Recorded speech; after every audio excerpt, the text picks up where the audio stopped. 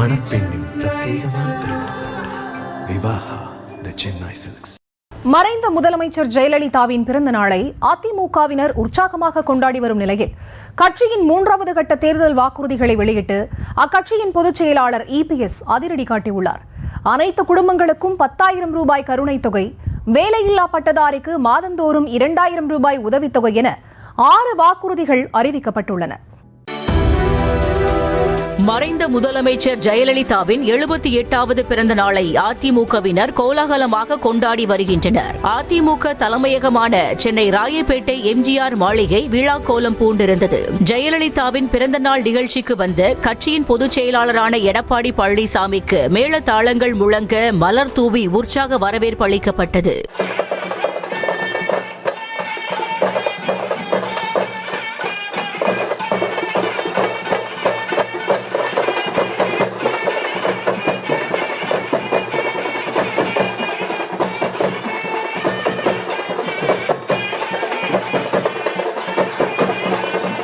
MGR மற்றும் ஜெயலலிதாவின் சிலைகளுக்கு ஆள் உயர மாலை அணிவித்து மலர் தூவி மரியாதை செலுத்தினார் எடப்பாடி பழனிசாமி. தொடர்ந்து கட்சியின் சிறப்பு மலரையும் அவர் வெளியிட்டார். அதிமுக கொடியை ஏற்றி வைத்த EPS கட்சியினருக்கு இனிப்புகளை வழங்கினார். அதிமுகவின் பல்வேறு அணிகள் இணைந்து ஏற்பாடு செய்திருந்த கேக் வெட்டும் நிகழ்வில் கலந்து கொண்ட EPS கேக் வெட்டி அனைவருக்கும் ஊட்டிவிட்டதுடன் நலிவடைந்தோருக்கு நலத்திட்ட உதவிகளை வழங்கினார்.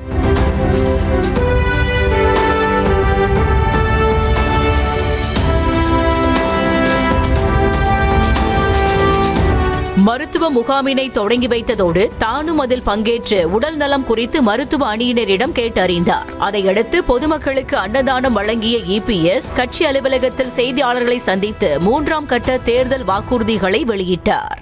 அனைத்து இந்திய அண்ணா திராவிட முன்னேற்ற கழக ஆட்சி அமைந்தவுடன் ஒவ்வொரு குடும்பத்திற்கும் கருணை தொகையாக 10,000 ரூபாய் வழங்கப்படும். நம்முடைய இளைஞர்கள் பதிவு செய்து வேலைக்காக காத்திருக்கும் பட்டதாரிகளுக்கு மாதந்தோறும் 2,000 ரூபாயும் +2 வரை படித்து வேலைவாய்ப்பு அலுவலகத்தில் பதிவு செய்துள்ளோருக்கு மாதந்தோறும் 1,000 ரூபாய் உதவித்தொகை வழங்கப்படும். மீனவர்களுக்கு தற்போது வழங்கப்பட்டு வரும் நிவாரணத் தொகை 8,000 ரூபாய். இந்த 8,000 ரூபாயிலிருந்து அதிமுக ஆட்சி மலர்ந்தவுடன் 12,000 ரூபாயாக உயர்த்தி வழங்கப்படும்.